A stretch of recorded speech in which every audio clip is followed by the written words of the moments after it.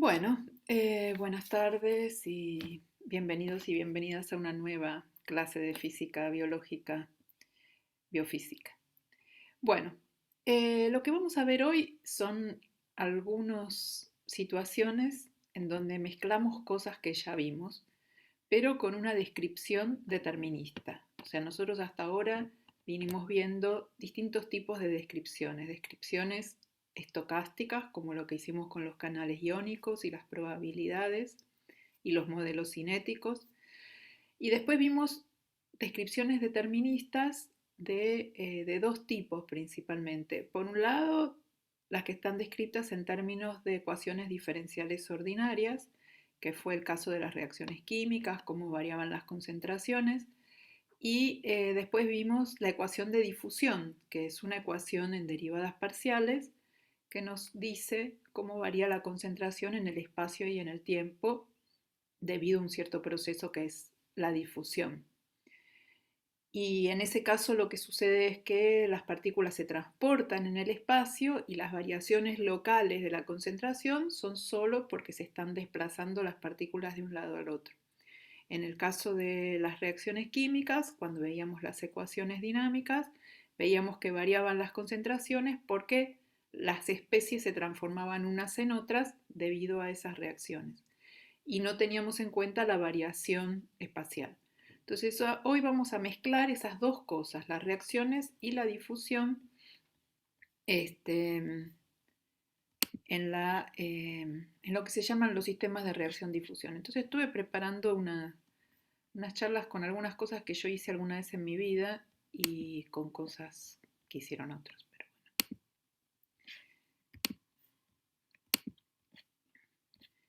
bien, bueno, entonces, perdón que tengo muchas de las transparencias en inglés. Bien, entonces acá lo que nos interesa son los sistemas en donde las concentraciones justamente de esas partículas, de esas especies que reaccionan químicamente, no están uniformemente distribuidas en el espacio, sino que están distribuidas de forma no uniforme. Y entonces eso da lugar a lo que se llaman patterns.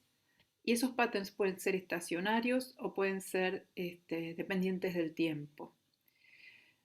Y estos sistemas en general se los llama de reacción-difusión. Estas son como la capa de un caracol, de una conchilla. Esta es una imagen de una simulación del corazón con una onda de actividad eléctrica.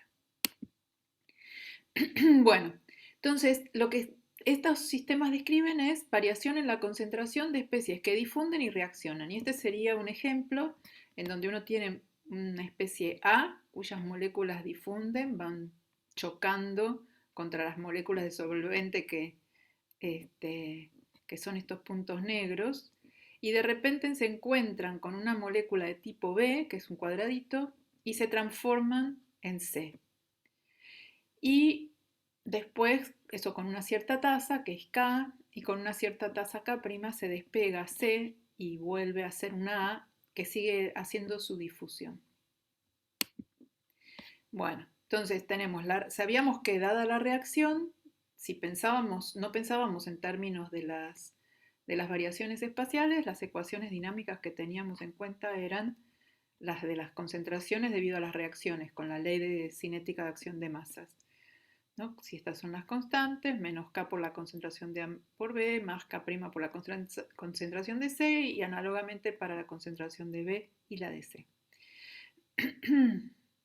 Por otro lado, si mirábamos la difusión era una ecuación en derivadas parciales, esto es en tres dimensiones, en principio es el laplaciano, que nos dice cómo varía la concentración porque las partículas se desplazan chocando, haciendo estas caminatas al azar, las partículas de la especie A. Y para resolver acá necesito las condiciones de borde y las condiciones de contorno y las condiciones iniciales. En el caso de las reacciones solas uniformes necesito las condiciones iniciales. Entonces las ecuaciones de reacción ahí en la ecuación de difusión, como yo les había dicho antes, las concentraciones varían en un punto del espacio porque entran cosas y salen cosas de ese punto que yo estoy mirando. En las reacciones uno mira toda la totalidad y las cosas varían porque se transforman unas en otras.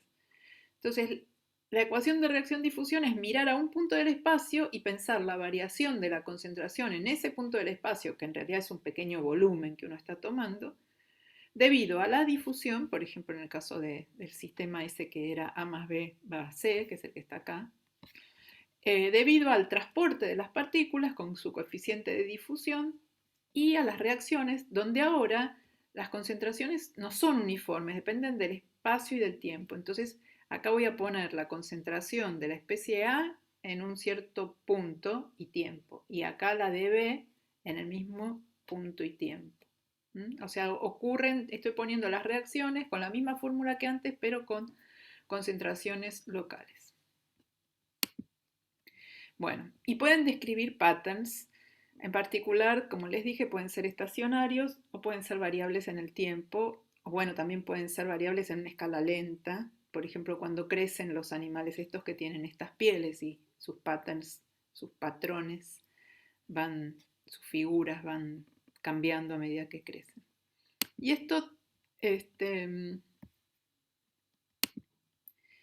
bueno, esta fue una pregunta que se hizo Turing, yo les había dicho, y justamente voy a hablar primero de los patterns de Turing y contarles un poquito cómo es que, qué condiciones se tienen que cumplir para que una solución que es espacialmente homogénea y estable se vuelva inestable y lo que surja sea algo con una estructura espacial, o sea, algo no uniforme, pero estacionario en el tiempo. Bien, bueno, él fue el que inventó la máquina universal, craqueó el código nazi, etcétera, etcétera. Pero bueno, esto creo que se los había mostrado, la cantidad de citas de del paper de Turing sobre reacción-difusión a lo largo del tiempo y explotó en los 90 cuando se empezaron a ver estos patterns experimentalmente. Bueno, bien, entonces este es un sistema de reacción-difusión.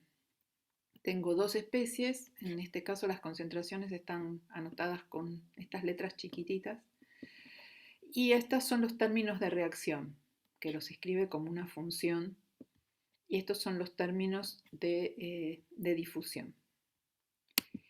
Entonces, para que haya patterns de Turing, lo que tiene que pasar es que una de las dos sustancias es un activador. Acá estoy usando la misma letra para el nombre de la especie y para su concentración, que es la que meto en la ecuación, ¿no? Una es un activador y la otra es un inhibidor, que después, digamos, en realidad desde el punto de vista matemático hay como distintas situaciones en las cuales puede ser, siempre tiene que ser uno el activador del otro y viceversa, pero que hacen a sí mismo puede diferir. Y lo que tiene que suceder es que la tasa a la que difunden las dos especies, o sea, este es el mínimo setup que da estos patterns de Turing. El activador tiene que difundir a una tasa más lenta que el inhibidor. Después, la ecuación tiene que tener una solución espacialmente uniforme que es estable si los coeficientes de difusión son similares y que se vuelve inestable cuando se cruza un umbral del cociente entre ambos coeficientes de difusión. Y es un pattern de Turing cuando digamos, la inestabilidad está asociada a, a una solución que no es espacialmente homogénea. Entonces, vamos a ver cómo es que eso lo vemos. Voy a pasar a la que sigue.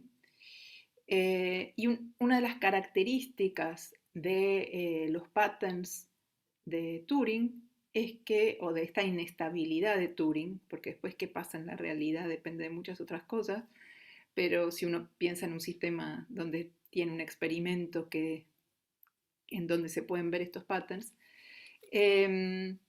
una de las cosas que los caracteriza a los patterns de Turing, y si uno busca un pattern de Turing en algún sistema biológico o lo que sea, o en un experimento, mira esa asignatura, es que la longitud característica del pattern, porque cuando uno tiene una estructura espacial, si la estructura espacial tiene cierta periodicidad, o sea, es más o menos ordenada, tiene una longitud característica. Uno ve manchas que están separadas por una longitud característica. En algunos sistemas, no en los patterns de Turing, ¿cómo son esas manchas? ¿Cuán separadas están? Dependen del tamaño del sistema donde yo esté haciendo el experimento. Entonces, ahí se dice que la longitud característica no está determinada intrínsecamente, sino más bien por las condiciones de borde del problema.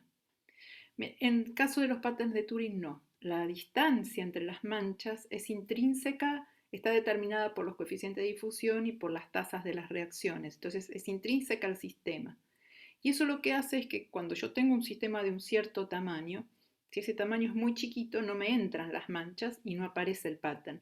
Lo tengo que agrandar al sistema para empezar a ver las manchas. Y si lo agrando más, empiezo a ver más manchas. O sea, tiene una longitud característica y se me meten tantas manchas como entren, dada esa longitud característica, en el sistema que estoy mirando. Entonces voy a parar un poquito para darles un poco de cómo sería la matemática de, de, ver la inestabilidad.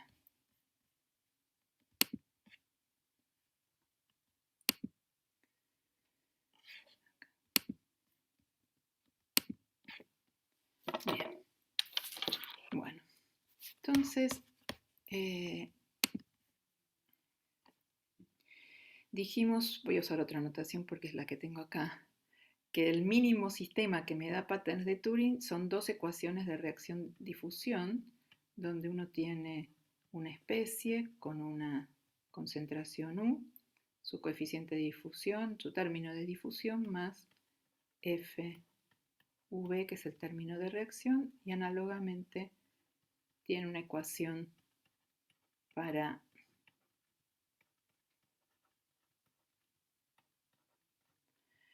la otra especie que reacciona con U. Y lo que sabemos es que hay una solución homogénea espacialmente, ¿no? Espacialmente homogénea estacionaria a la que llamémosla U estrella, B estrella. Entonces, como es espacialmente homogénea, quiere decir que el laplaciano, la derivada segunda, es cero. Y como es estacionaria, la derivada temporal es cero. O sea que esta U estrella, B estrella satisface que 0 es igual a F de U estrella y B estrella. Y 0 también es G. Ahí veo el chat, ven un cachito.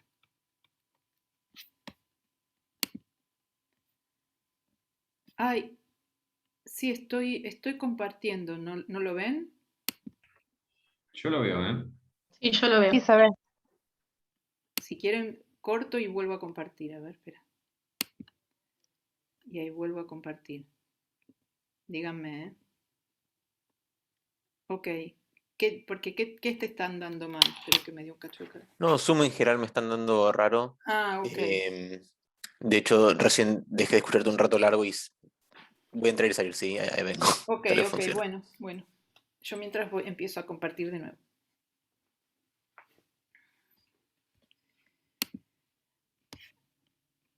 Acá. Bien. Entonces, esto es lo que satisface.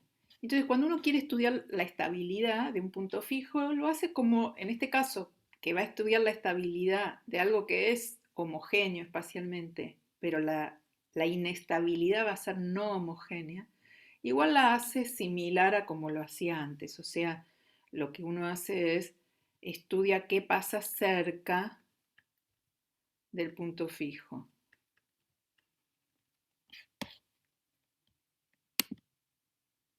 Tienen que ver. Ok, bueno, muy bien. Entonces uno se pone cerca del punto fijo.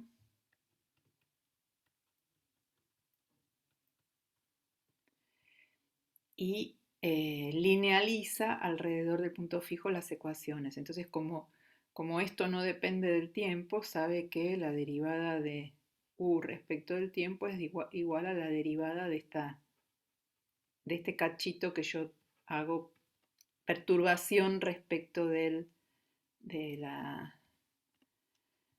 punto fijo, y lo mismo con la derivada espacial, o sea, el laplaciano de u va a ser igual al laplaciano de delta u. Y lo mismo para b, ¿no? dB a dt va a ser igual a d de delta b a dt, y lo mismo el laplaciano va a ser el laplaciano de delta b. Entonces, lo que es distinto es lo que uno hace con f, es lo más complicado, que lo que uno hace es f de v, hace esos desarrollos en serie de Taylor de lo que habíamos hablado, ¿no? La aproxima por el valor en el punto fijo más, o bueno, esperen, antes de hacer esto, vamos a hacer esto.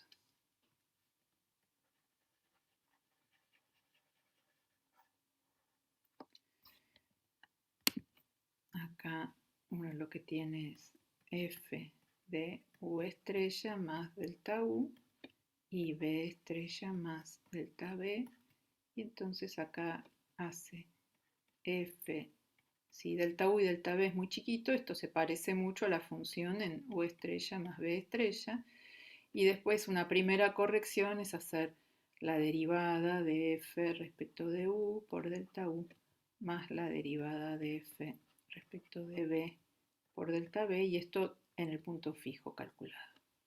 O sea, esto calculado en u estrella, b estrella, y lo mismo esto de acá. Pero como esto es un punto fijo, sabíamos que esto era igual a 0. Entonces, en definitiva, lo que me va a quedar es una ecuación de esta forma para u y algo similar para b con las letras que correspondan para b.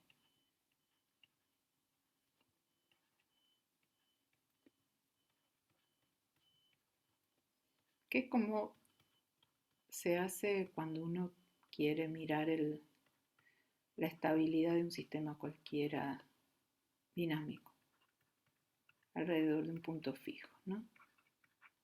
Y análogo a para b.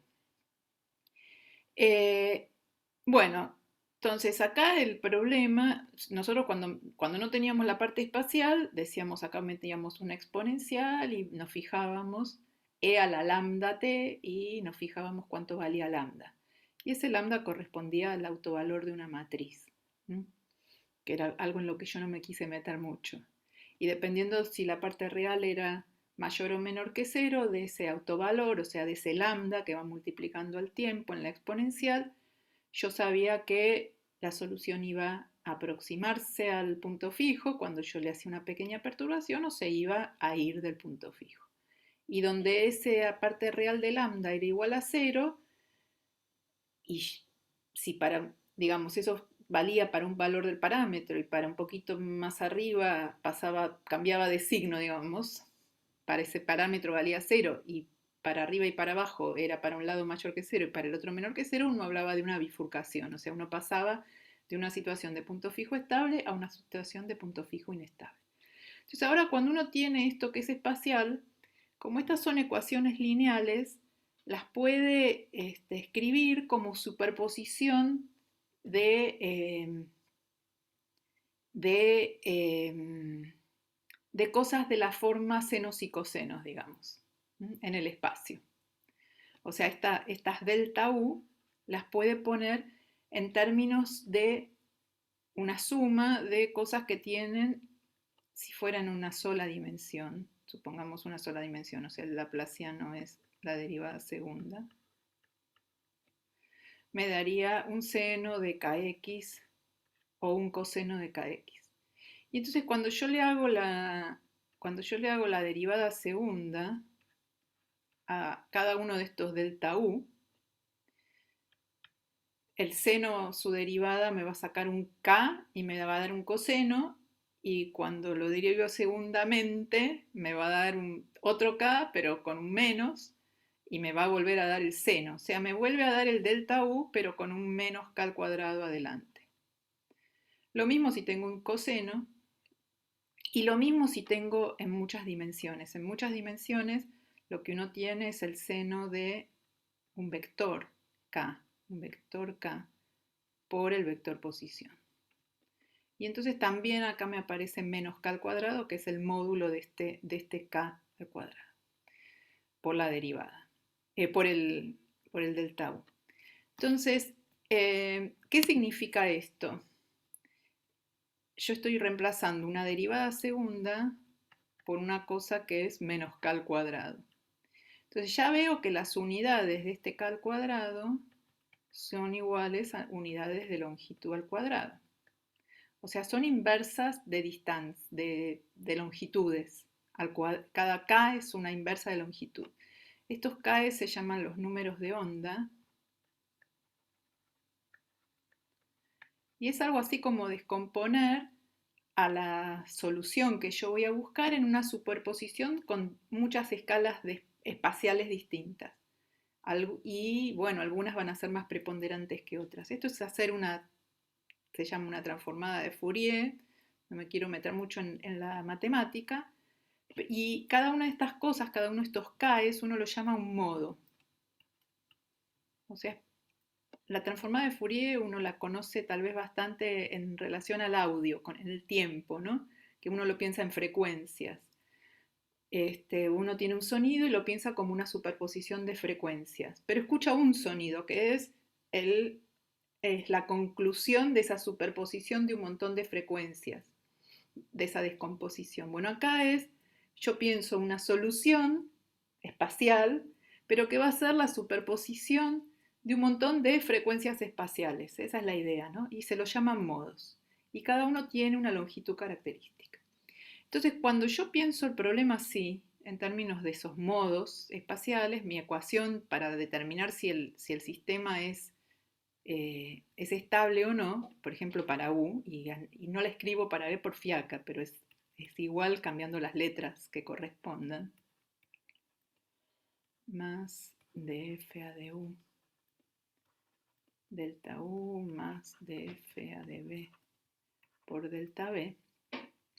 Ahora, esto es igual que lo que tenía cuando no tenía la parte espacial, lo único que me va a aparecer este k al cuadrado en algún lugar.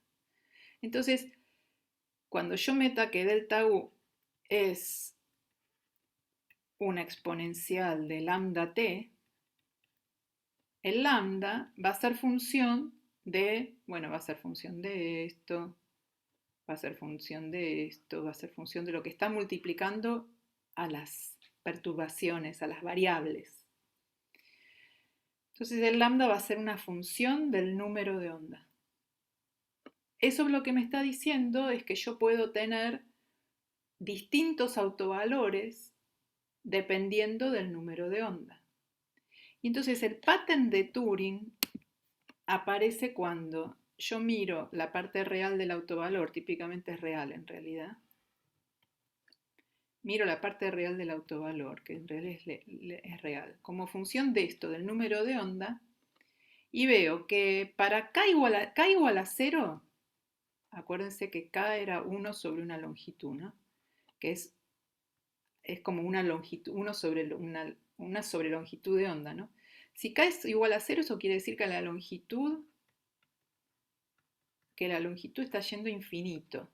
K igual a 0 corresponde a cosas que son espacialmente uniformes, porque su longitud característica es infinita, o sea, valen lo mismo a lo largo de todo el espacio. Entonces, K igual a 0 corresponde a perturbaciones homogéneas. Acá es menor que 0, el lambda. Y después, bueno, a veces tiene una voltereta, qué sé yo qué, tiene una cosa así. Para algún parámetro, justo se hace 0, y para otro esto sería para un parámetro. Típicamente el parámetro que uno mira es el cociente entre los dos coeficientes de difusión, ¿no? No sé, depende de cuál sea el activador y cuál sea el inhibidor, de B sobre du. Primero, para un valor de este parámetro, para un lado esto está por abajo del 0 y para otro valor del parámetro lo cruza. Y lo cruza en un valor finito del número de onda. Entonces esto sería antes de la bifurcación y esto sería después de la bifurcación. Y por eso es que uno dice es inestable, ese punto fijo homogéneo se volvió inestable a una perturbación que tiene una longitud característica, porque si yo miro cuáles son las longitudes que van a crecer, van a ser todas las que estén contenidas acá. Pero justo ahí nomás de la bifurcación son muy parecidas entre sí, porque esto es tangente, exacto en la bifurcación, y cuando la paso a la bifurcación tengo un rango de valores de K muy pequeñitos alrededor del lugar donde había sido tangente. Entonces tengo una longitud característica. Entonces una inestabilidad con una longitud característica, que es la que me va a dar las separación, digamos, la longitud sobre la cual varían las concentraciones, la que me da el pattern. Entonces vamos a volver a la presentación. Esta no.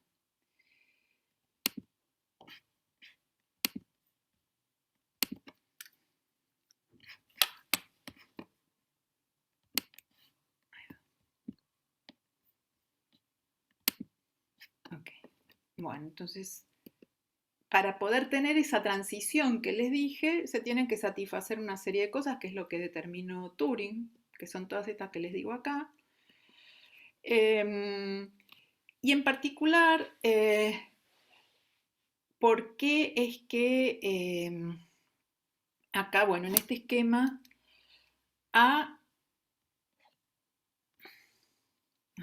me estaba confundiendo y agarré el lápiz. Bah, demasiada tecnología.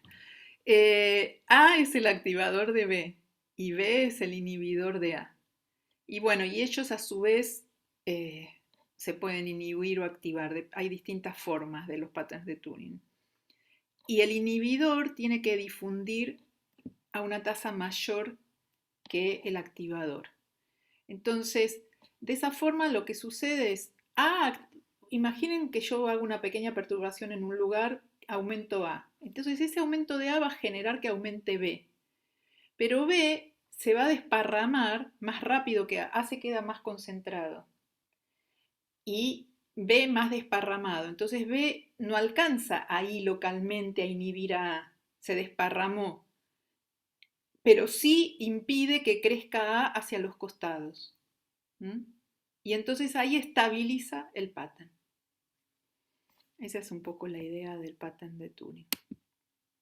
Bueno, acá está lo del autovalor como función del número de onda con un dibujito más lindo, donde están los valores lambda como función de K para antes de la bifurcación, para justo la bifurcación, para después de la bifurcación. Bueno. Entonces, siempre se habla de inhibición de largo rango y activación de corto rango. Y acá hay una simulación en una dimensión de cómo sería.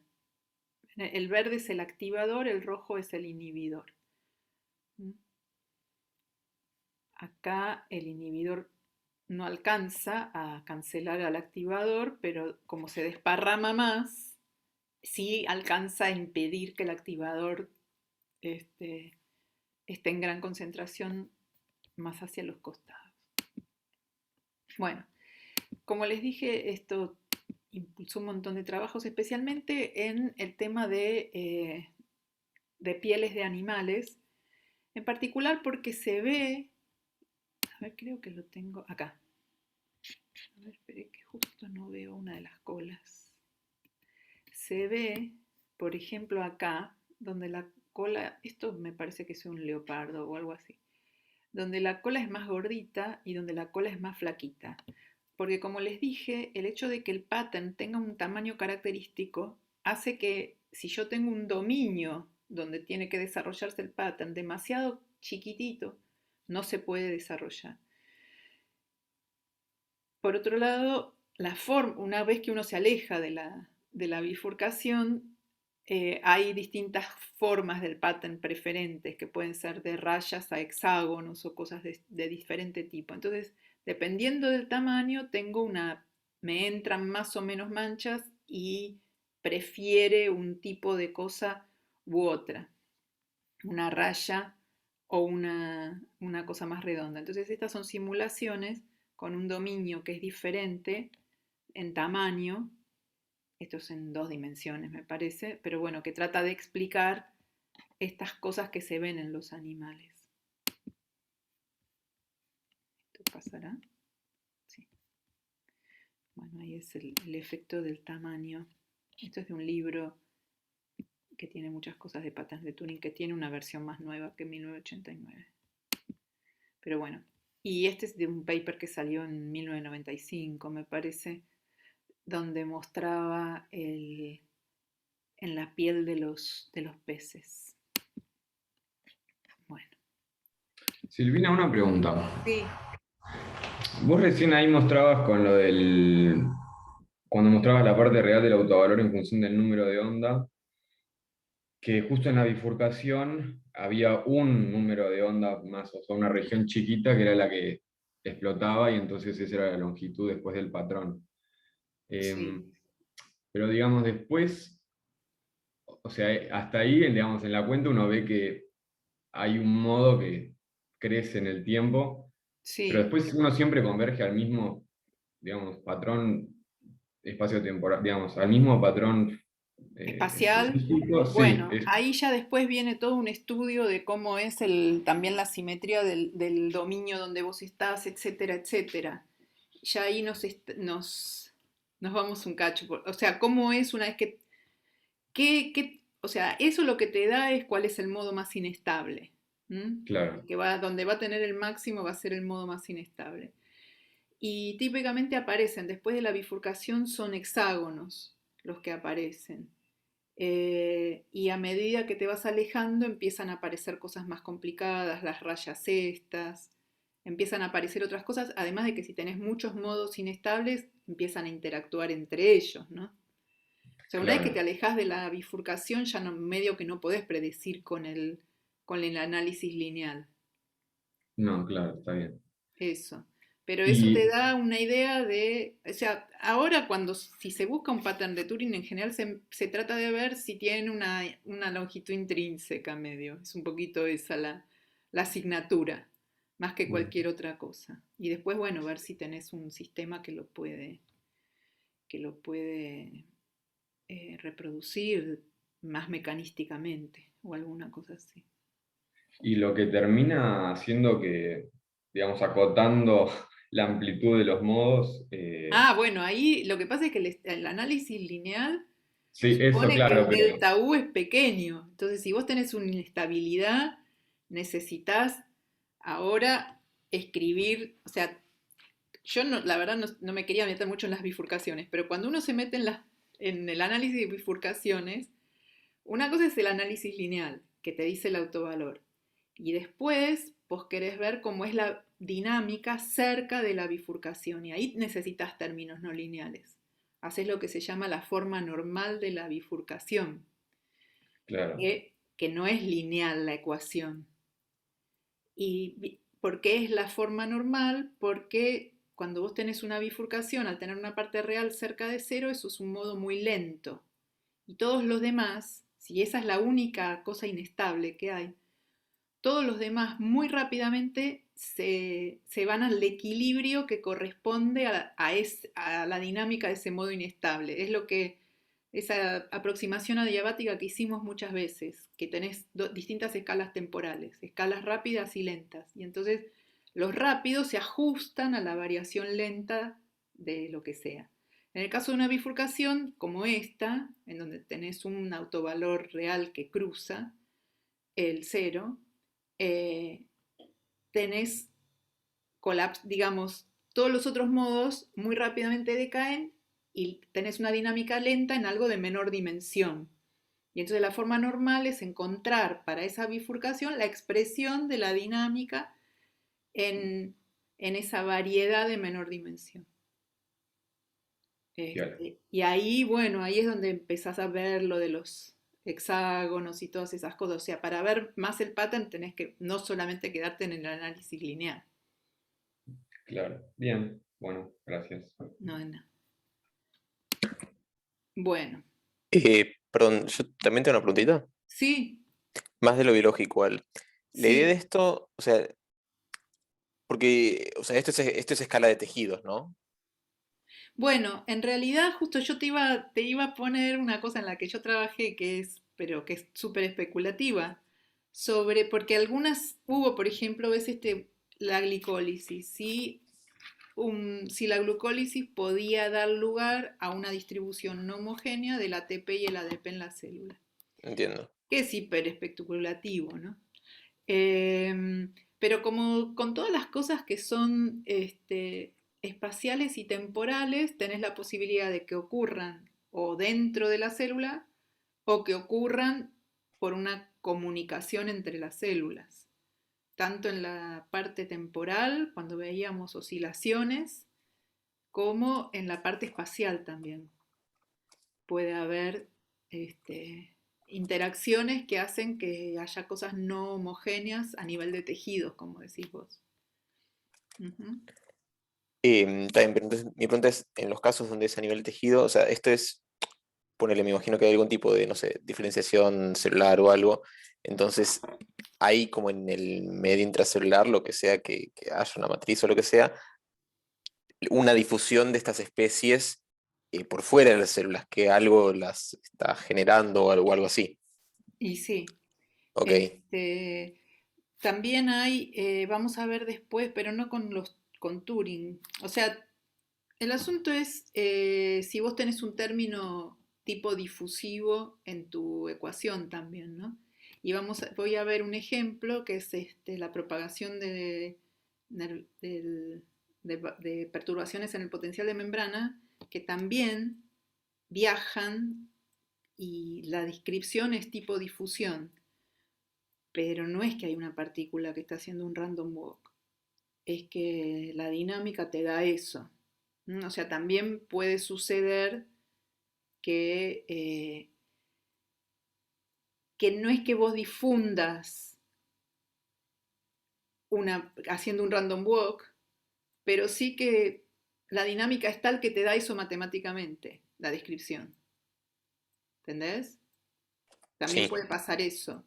Porque las células, por ejemplo, nosotros no vimos esto, pero pueden tener conexiones, ¿no? Pueden tener lo que llaman gap junctions y pasar cosas, pasar algunas cosas a través de... Hay canales que atraviesan membranas de dos células y se comunican entre sí.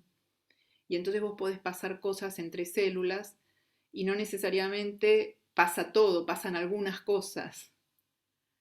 Eh, pero el asunto es que si después la descripción te queda en términos de algo difusivo, por más que no sea exactamente que están moviéndose las partículas. Claro, eso uno podría también tener, no sé, ligandos de membrana y que una señal pase de una célula a la otra, la otra a la otra.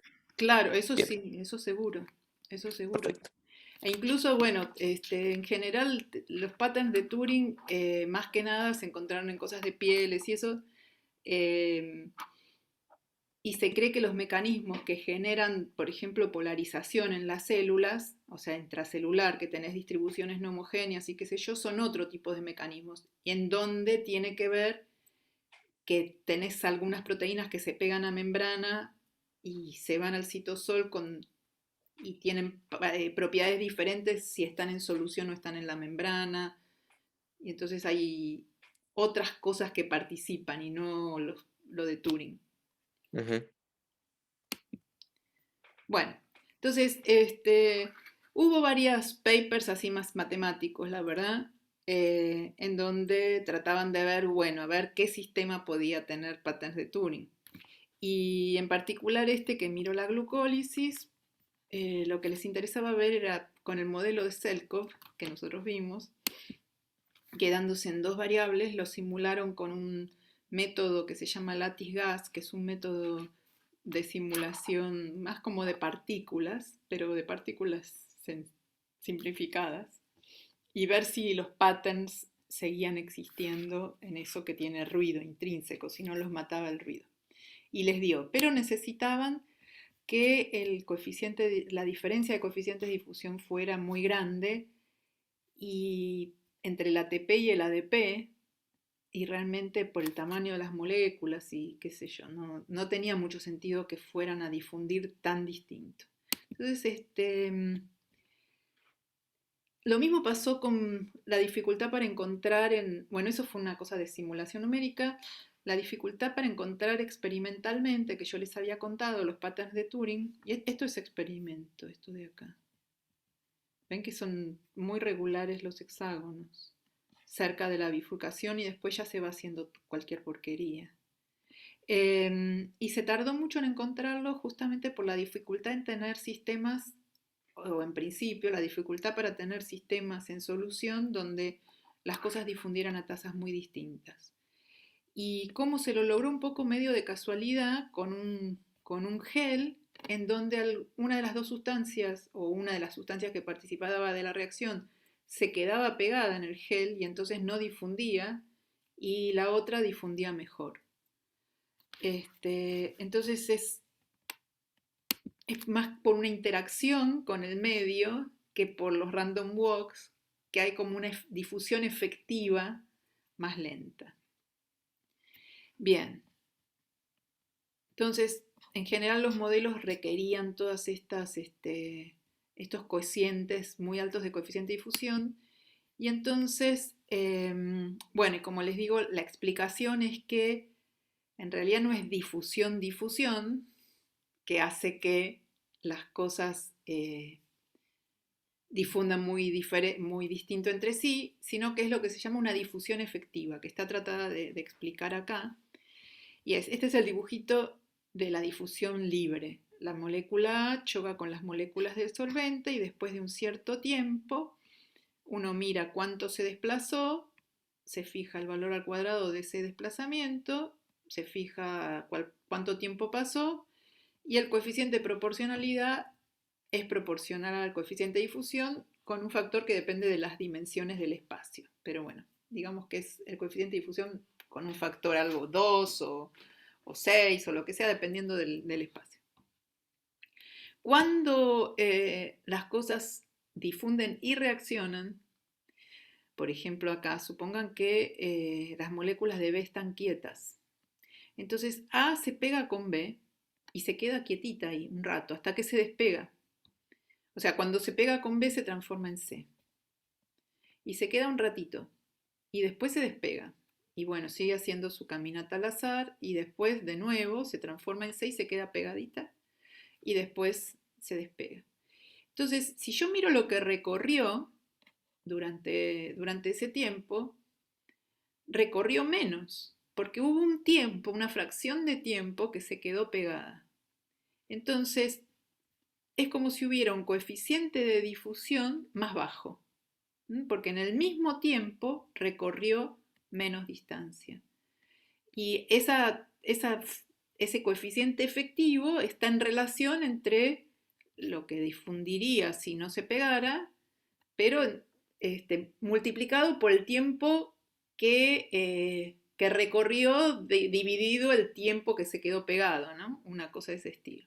Al revés, multiplicado por el tiempo que se quedó pegado dividido por el tiempo que recorrió. Entonces es un coeficiente efectivo y uno mete algo que tiene que ver con una reacción, en realidad lo mete dentro del transporte, con un coeficiente efectivo. Bueno, entonces esta idea de que los coeficientes de difusión se rescalean es bastante común en biología.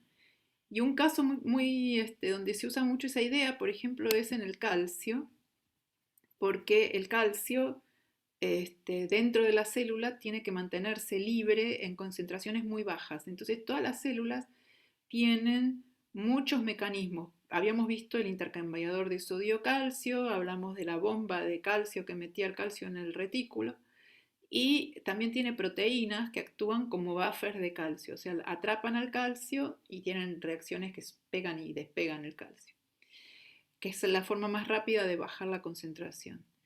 Y hace muchos años hubo este paper en donde se midió la difusión del calcio en presencia de distintas concentraciones de calcio libre. Y se ve que lo que difunde el calcio depende de la concentración. Entonces, ¿cómo se entiende eso? La forma en la que se entiende es que el calcio en realidad no está difundiendo libremente, sino que pasa esto de que se pega a algo y algo que difunde mucho menos, entonces se queda más quietito y después se suelta y difunde a su tasa libre y después se vuelve a pegar, se queda más quietito y después difunde a su tasa libre. ¿Y por qué aparece esta dependencia con la concentración?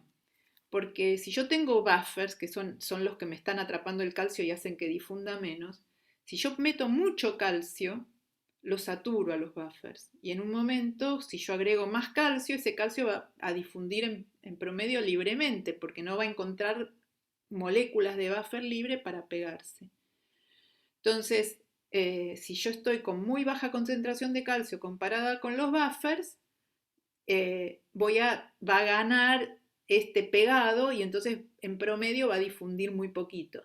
Mientras que si estoy en una concentración muy alta de calcio que saturé a los buffers, voy a difundir más parecido al calcio libre. Y esto es lo que muestra este dibujo. Entonces, muchas veces uno mete dentro del coeficiente de difusión algo que en realidad debería venir desde el lado de las reacciones, ¿no? Pero bueno, que hace un poquito la vida más sencilla. Bueno, esto es de donde es bien. Entonces, justamente una cosa que nosotros hicimos con el que fue mi primer estudiante de doctorado hace 1000 años, fue ver si las ecuaciones de Selkov podían tener patterns de Turing para parámetros realistas de las reacciones. Y el modelo de Selkov era, bueno, los estudios previos se habían mirado a los sistemas de 2 variables, reducir. ¿Se acuerdan que ahora lo vamos a recordar, pero el modelo tenía 5 ecuaciones en total, de las cuales 3 eran para las enzimas y 2 eran para sustrato y producto, porque el producto afectaba a la enzima, que era el ADP. Entonces uno puede deshacerse de las enzimas con esas aproximaciones cuasi estacionarias que ya hicimos y te quedabas con las ecuaciones solo para sustrato y producto. Bueno, y ese paper que yo les mencioné antes de Lattice Gases hizo eso y fijó arbitrariamente el cociente de coeficiente de difusión. Y nosotros lo que queríamos contestar era si por la interacción con las enzimas podíamos explicar la reducción del coeficiente de difusión de uno de los dos en relación al otro. Y por otro lado, si podíamos tener patterns que entraran en el tamaño típico de una célula. Esas dos cosas, ¿no? Con unos modelos. Y bueno, agarramos el modelo de Selkov de 5 variables. Y ahí barrimos parámetros y encontramos unos coeficientes que nos dieron patterns de Turing. Entonces, recordemos un cachito brevemente lo que era la glucólisis, que era una etapa en cortar los azúcares, el azúcar en realidad, en moléculas más chiquitas, en particular en ATP, sin oxígeno. Después hay toda una etapa que es con oxígeno. Y lo que importaba para el modelo de Selkov era una cierta parte. Bueno, se empezaba con un azúcar que se fosforilaba y lo que sí importaba más era, bueno, y eso después terminaba en los 2 ATPs eventualmente, y de lo que importaba para Selkov viene ahora, que son la enzima que importaba para el modelo, que era la PFK, que era la que catalizaba esta parte. Y lo que hacía el modelo de Selkov, y lo demás no importaba, todo lo que seguía, lo que hacía el modelo de Selkov, en realidad uno tiene el azúcar, los azúcares que son sustrato y después una azúcar modificada que es producto, y el ATP que se transforma en ADP y fosforila el azúcar, ¿no? Y lo que hacía el modelo de Selkov era medio que se olvidaba de los azúcares y solamente trataba con el ATP y el ADP, o sea, con el ATP como sustrato y el ADP como producto. Bueno, estas son las imágenes que ya les había mostrado de las oscilaciones. Y este es el modelo, ¿no? Que estaba el ATP con la... Primero vamos a mirar acá. Gamma moléculas de ADP se pegaban a la enzima libre y la activaban. Y esta enzima en estado activo era la que podía transformar al ATP en, bueno, primero pasaba por complejo y ese complejo se transformaba en ADP más la enzima activada no complejo. Y había una fuente de ATP y un sumidero de ADP. Ese era el modelo de Selkov. Y entonces lo que nosotros nos propusimos ver, este es el modelo escrito en variables adimensionales, lo que pusimos fue que el ATP y el ADP difundían a la misma tasa. Las tres ecuaciones para la enzima siempre hay una que se puede escribir una de las concentraciones de enzima en función de las otras, porque son los distintos estados en los que está la enzima. Si está libre, activada en complejo y suma la concentración total de enzima, que siempre uno le ponía esos parámetros pequeños epsilon y ahí hacía la aproximación cuasi estacionaria. Eso no lo hicimos, no tomamos epsilon pequeño, no tomamos la aproximación cuasi estacionaria y lo que nos preguntamos era si por estas reacciones, que son distintas para el ATP y el ADP, era como si efectivamente este coeficiente se viera reformulado, el D1 y el D2, los coeficientes de difusión. Bueno, ahí hay algunos números que me tapa el zoom, pero bueno, no importa. Bueno, esto sería reducir a dos ecuaciones, que bueno, ya lo vimos, y lo que nosotros hicimos, bueno, y Prigogine y Haslager trabajaron con esas dos ecuaciones o con ecuaciones similares y fijaban arbitrariamente el cociente de coeficiente de difusión y nosotros lo que hicimos, esto es lo que mostré antes, no sé por qué, yo creo que estaba, porque es la misma transparencia, estaba mal en el otro lugar, y lo que nosotros hicimos fue directamente trabajar con las cinco variables, con las ecuaciones de las 5 variables. Ahí está. Y y encontramos, voy a pasar, todo esto es demasiado largo, y acá está el análisis de las bifurcaciones. Cómo da la bifurcación, que da una inestabilidad para un valor finito de K, del número de onda, y también nos fijamos cuál era el tamaño de eso. Y logramos que fuera más o menos que entrara en un tamaño de la célula y lo que sí veíamos que ese tamaño característico de las manchas se hacía más chico a medida que uno hacía que este flujo glucolítico, estas NU1 y NU2 eran más rápidos y más rápidos. Bueno, hicimos simulaciones numéricas y acá está, viene medio rápida la simulación que va a venir ahora. Viene el ruido y muy rápido, ahí está. Empieza con una condición inicial ruidosa y eventualmente forma el pattern. Bastante rápido.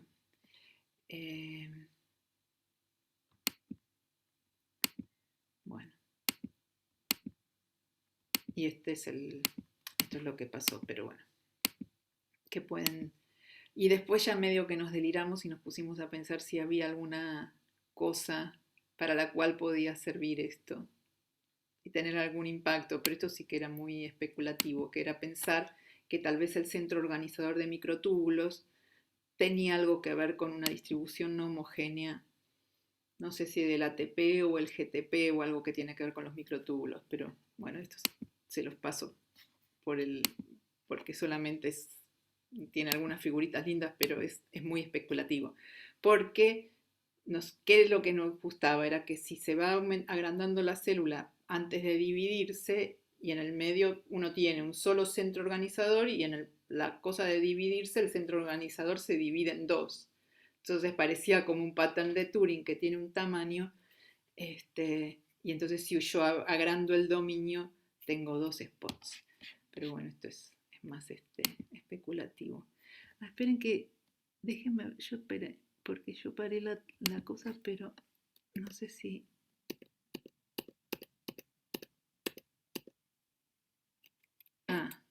No debería haber parado porque seguía, creí que tenía ahora una cosa separada, pero no. Tengo en el mismo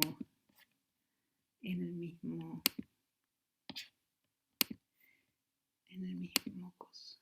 Acá.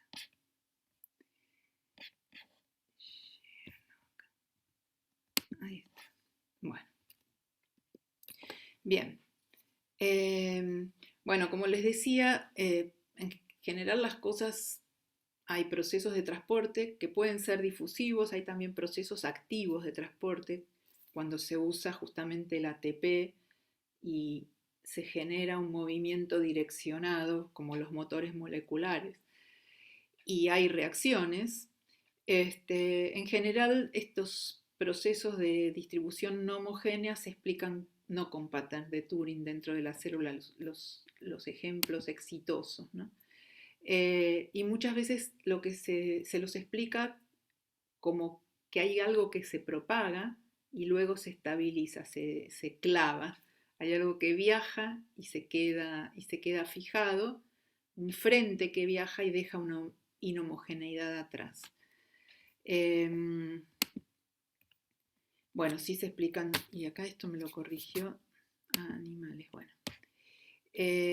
Bueno, entonces, estos frentes que viajan, esta es otra cosa muy característica de los sistemas de reacción-difusión, y es típica de sistemas de reacción-difusión donde hay subyacente, esa F de V que nosotros mirábamos, que teníamos un punto fijo estable para Turing, es típica de situaciones en las cuales ahí uno tiene un sistema con dos puntos fijos estables. Entonces, tenemos dos puntos fijos estables y algo que los separa, que es típicamente un saddle, y entonces el frente es como que uno de los puntos fijos le va ganando al otro y va ocupando en el espacio, le va ganando por alguna razón, ahora vamos a ver, y me quedo con uno de los dos puntos fijos dominando todo el espacio.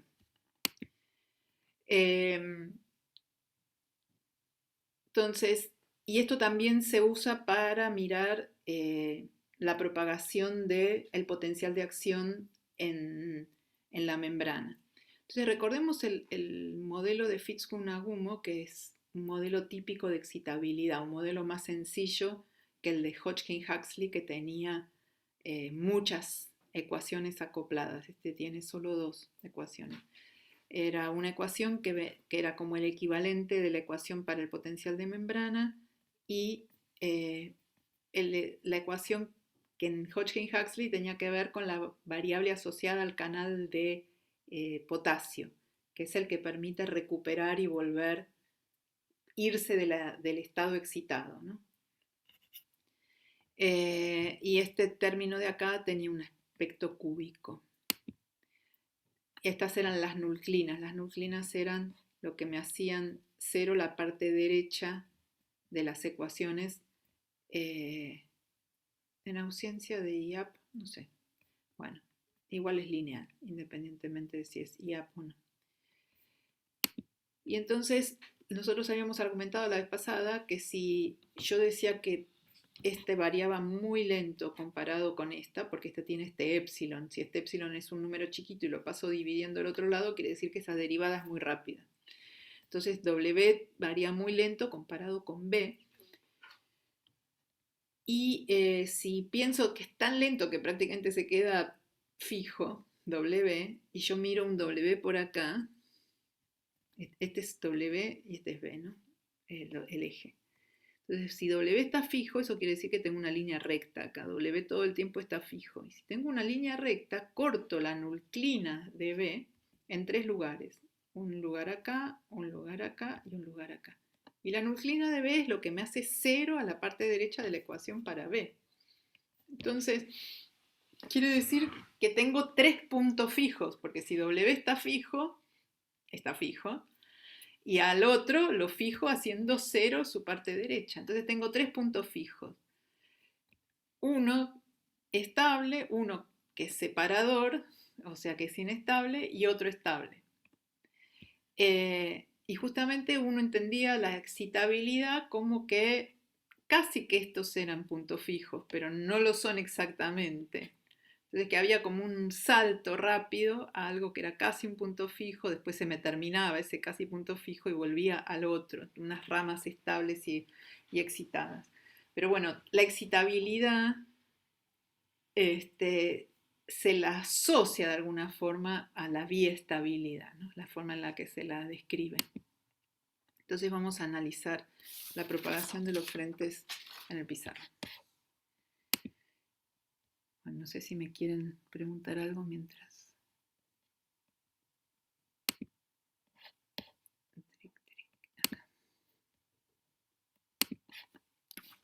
Bueno, entonces vamos a analizar propagación de frentes.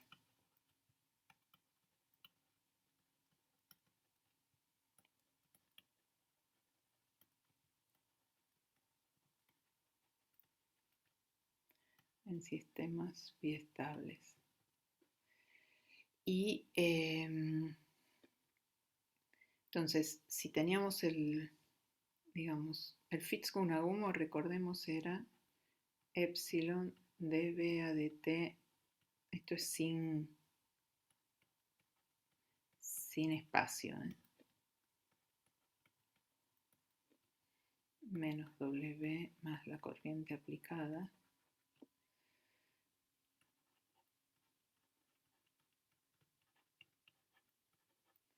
Pasar al biestable es directamente quedarme solamente con la ecuación de arriba. Y vamos a tomar, por ejemplo, W igual a IAP, o sea, nos olvidamos de esta parte. Total, eso nos da una constante que lo que hace es hacer las cosas más complicadas. Entonces lo vamos a pensar así, al biestable directamente. B por 1 menos B por B menos alfa. Este es un sistema biestable. ¿Por qué? Tengo 3 puntos fijos. B igual a 0 es este. B igual a 0 es el que me hace 0 esto y entonces me hace 0 la derivada. B igual a 1, que es el que me hace 0 el segundo término, y B igual a alfa, y alfa se lo toma entre 0 y 1. Es el inestable, el alfa. Y lo que veo es que si, por ejemplo, yo estoy con B menor que 0, este número es menor que 0, este número es mayor que 0, este número es menor que 0, entonces tengo dos menores que 0 y uno mayor que 0, esto todo me da mayor que 0, quiere decir que yo acá estoy viviendo en una dimensión, ¿no? Pues tengo una sola variable b. Y esto es 0 y estoy por abajo del 0 y la derivada aumenta, entonces me acerco al 0. Y si estoy acá el 1 y acá el alfa, ¿no?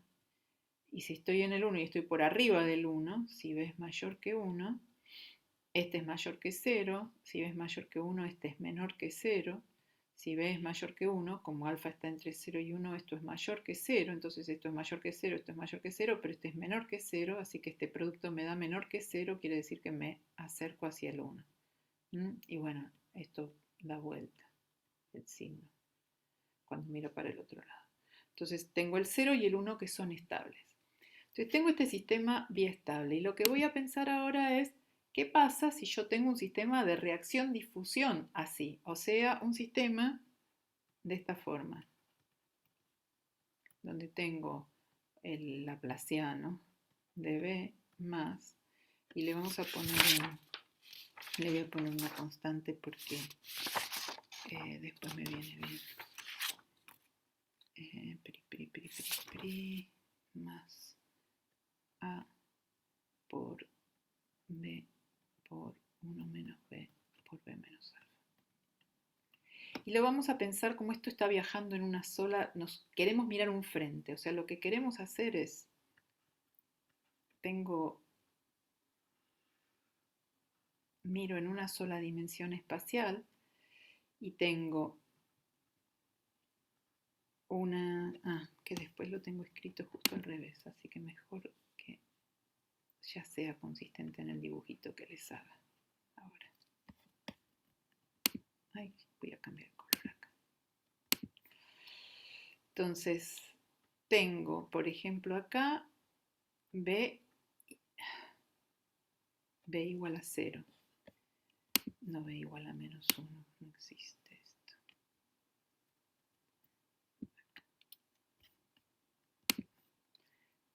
Acá tengo b igual a 0, que era uno de los dos puntos fijos. Y acá tengo b igual a 1. Esto que estoy mirando es b como función de x, ¿no? Entonces, como estoy en una sola dimensión, este laplaciano va a ser la derivada segunda de b respecto de x, ¿no? Bien. Entonces, imaginen que yo estuviera escribiendo esto en esta derivada segunda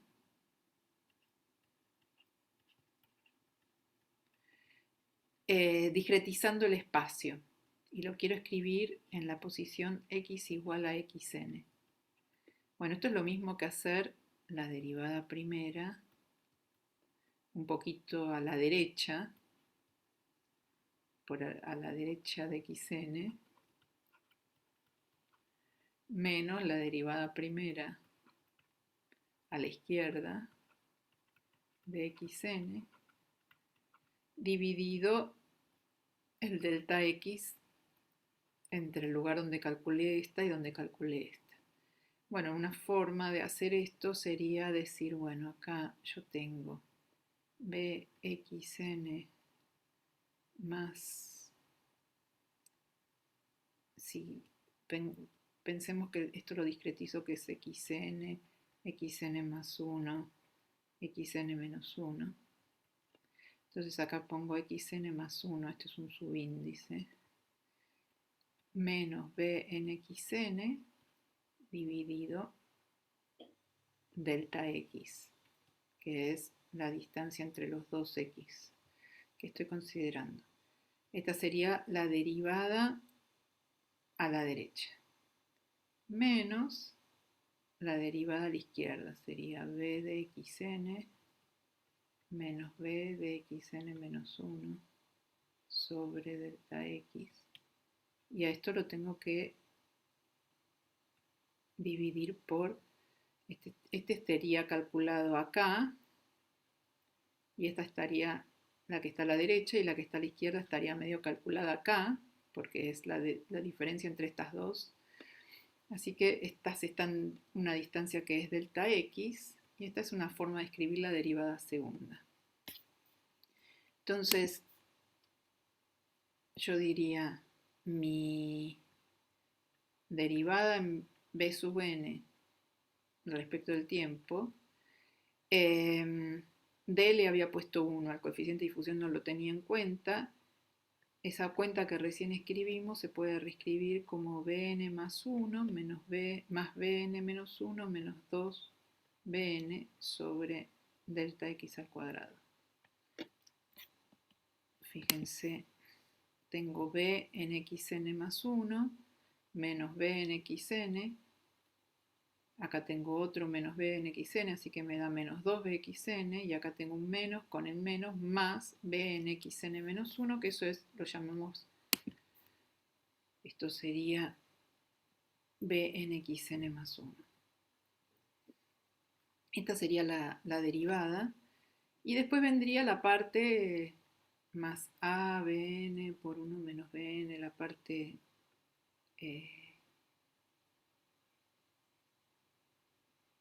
bn menos alfa, ¿no? Sí. Bien. Entonces, fíjense, si yo estoy en un lugar, si yo estoy en un bn igual a 0, por ejemplo, y los vecinos, o sea, n más 1 y bn menos 1 son iguales a 0, Yo sé que esto es 0, esto es 0, esto es 0, esto es 0. Ese Bn no va a cambiar. Y lo mismo pasa si estoy en un Bn igual a 1. Y Bn más 1 es igual a 1. Y Bn menos 1 es igual a 1. Porque, bueno, acá tengo 1 más 1 menos 2 me da 0. Pero además, acá esto me da 0 también. Entonces, si yo estoy en uno de los dos puntos fijos, rodeado de vecinos que están en mi mismo punto fijo, me voy a quedar quieto, no va a pasar nada. Pero si estoy justo en el frente, que sería si yo acá pongo una condición inicial donde tengo una región con b igual a 0 y otra con b igual a 1. Si estoy acá, tengo, bueno, yo soy o 0 o 1, entonces tengo un vecino igual a mí y otro distinto, con lo cual yo voy a cambiar. ¿Y quién va a ganar? ¿Va a ganar el 1 o va a ganar el 0? Bueno, este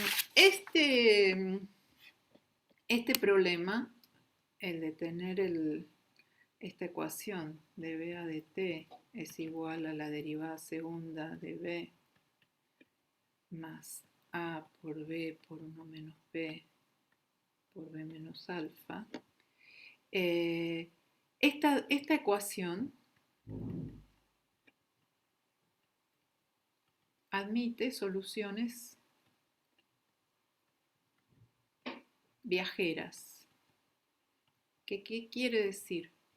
Que b, que es una función de x y t, no es una función de cualquier forma aparece en x y t, sino que aparece de una forma tal que están combinadas x y t de esta forma.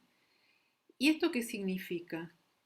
Significa que si yo miro la solución en t igual a 0, por ejemplo, b en x y en t igual a 0, y tengo una forma así de mi solución. O sea, esto es x. En x igual a 0 tengo este valor. En un tiempo t mayor que 0, voy a poner en otro color. En t mayor que 0, en un x mayor que 0, en particular en x igual a c por t, voy a tener el mismo valor que tenía antes en x igual a 0. Porque antes para t igual a 0 y x igual a 0 tenía un valor dado por esta función. Y ese mismo valor lo voy a tener cuando t sea mayor que 0 en un x mayor que 0. ¿Y en qué x mayor que 0? En un x igual a c por t. Voy a tener este valor. Y así con todos los valores. Todos se corren, c por t. Entonces está viajando. Esta solución viaja con velocidad v, con velocidad c. Y este problema se resuelve analíticamente porque se propone una solución, al ser una solución de esta forma, esto lo que me dice es que la derivada de b respecto del tiempo es lo mismo que a esta la puedo llamar pseda, es lo mismo que la derivada de f respecto de pseda. F depende de una sola variable que es pseda, esa combinación de x y t, por la derivada de pseda respecto del tiempo, o sea, menos c de f a de pseda, y lo mismo con la derivada segunda en x, es, bueno, vamos a hacer la derivada primera, pero la derivada segunda da lo mismo.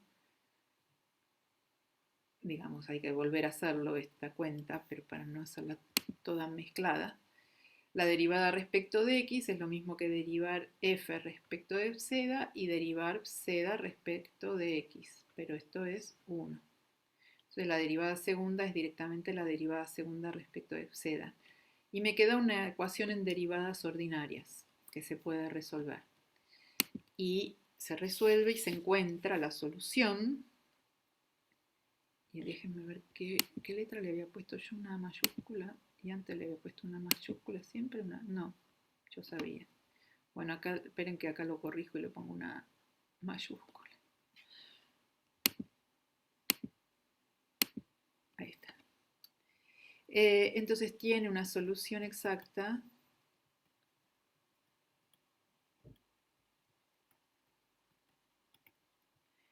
que es B igual a 1/2 más 1/2 de la tangente hiperbólica de la raíz de A sobre 2 raíz de 2 x menos c por t. O sea, esto es una tangente, esto es de forma que, fíjense, para x tendiendo a infinito, la tangente hiperbólica tiende a 1, esto va a 1, y para x tendiendo a menos infinito, la tangente va a menos 1, va a 0, o sea, esta es una solución así, que va a 0 para menos infinito y va a 1 para más infinito, y donde c es raíz de a sobre 2 por 2 alfa menos 1.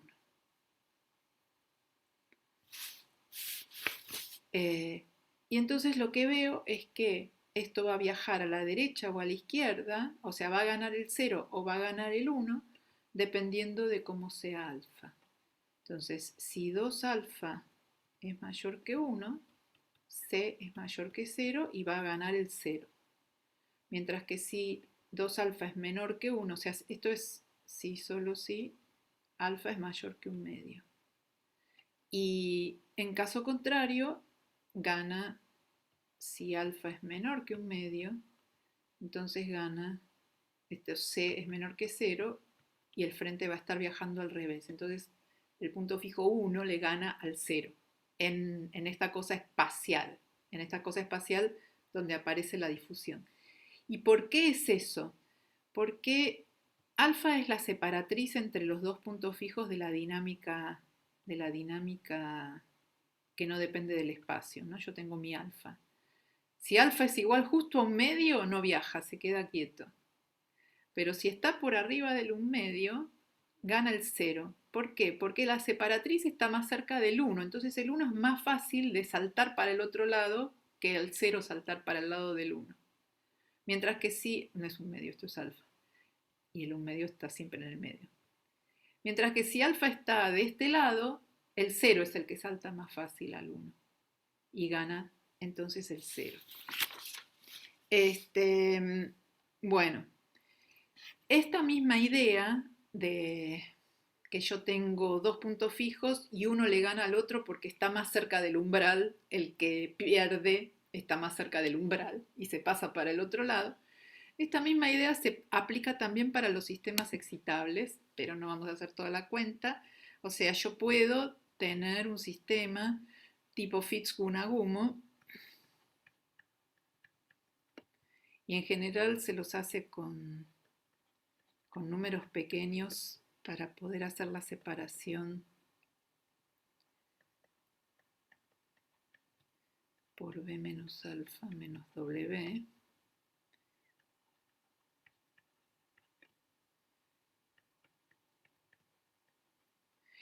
Y acá lo que uno, le voy a poner análogamente para la excitabilidad. O sea, el caso anterior era un frente en un sistema biestable.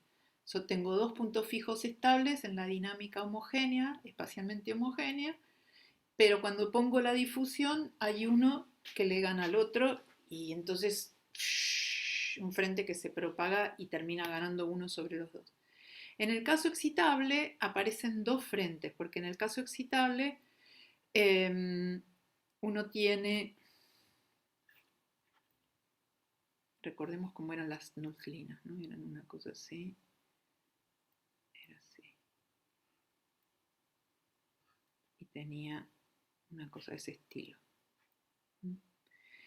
Entonces, si yo me pasaba de este lado, en la situación excitable, rápidamente venía esta rama y después la recorría, esto era en la cosa dinámica, ¿no?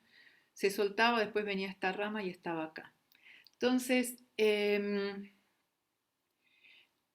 la forma en la que uno trata de entender lo que pasa acá es separando región de frente y región de no frente. Donde uno tiene un frente, si uno lo mira como X, tiene una región con una derivada muy grande en el espacio. O sea, varía muy rápidamente en una región muy pequeña, o sea, un dx grande, digamos. Por eso es que yo pongo este epsilon acá. O sea, este término solo importa cuando yo estoy en el frente. Entonces, cuando estoy en el frente importan epsilon dB a dt y epsilon cuadrado derivada segunda de esto. Importan porque estoy además viajando y la solución es viajera, es de la forma x menos c por t. Así que la derivada respecto del tiempo es del mismo orden que la derivada respecto del espacio. Por eso tengo un epsilon acá. Entonces, cuando estoy en el frente me importa eso y W varía mucho más lento, entonces lo considero una constante. W es como una constante. Y ahí trabajo como si fuera un sistema biestable. Tengo un sistema biestable. Ahora, si mi sistema biestable está por acá abajo,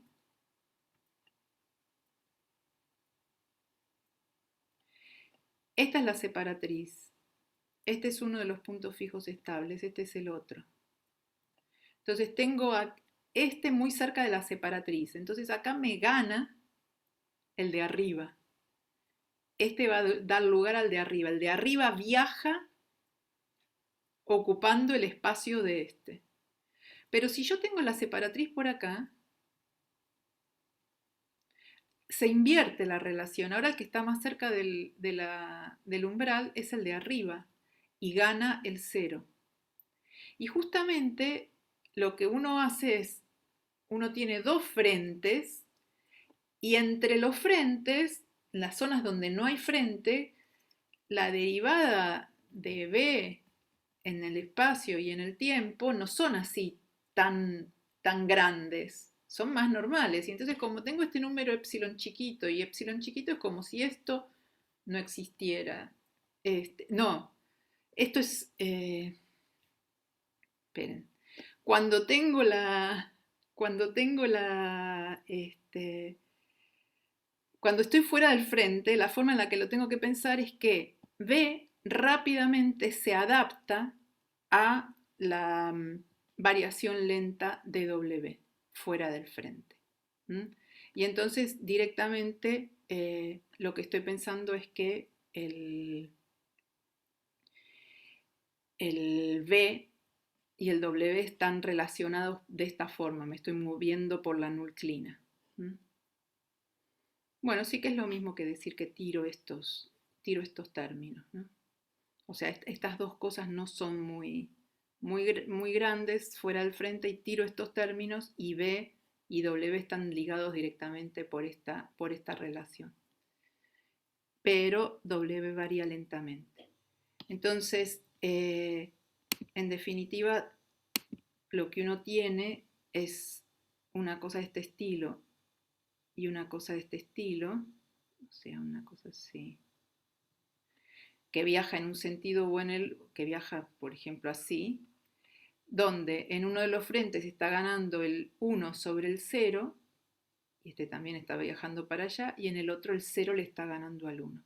Y este es un pulso excitable. El otro era un frente que avanzaba así, y me quedaba el otro punto fijo. Acá tengo un solo punto fijo, que es este de acá. Pero de repente me viene un pulso que viaja y me vuelve a dejar el punto fijo, el único que es verdaderamente punto fijo. Y este es un pulso de un sistema excitable. Bueno, vamos a hacer acá la pausa y vamos a ver después algunos ejemplos de sistemas excitables y de cómo esto se vincula con la propagación del potencial de acción, etc. Bueno, Volvemos en media hora, ¿está bien?